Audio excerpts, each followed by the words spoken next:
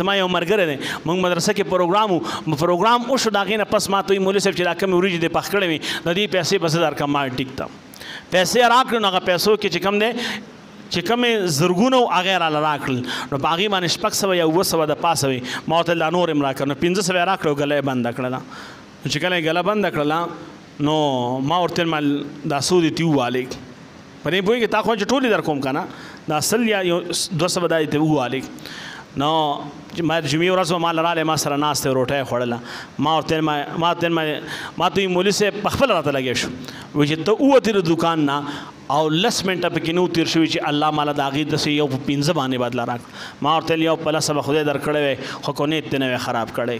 ما ته یې څنګه ما ورته ویل هغه 100 روپو ته نیت خراب کړو ځکه چې کوم دی لکه پاتې شوېدل په دې پوهېږې. نو ما ته یې هر څه ته خیال زموږ کار دا دی چې هر څه ته به خیال ساتو په دې پوهېږې.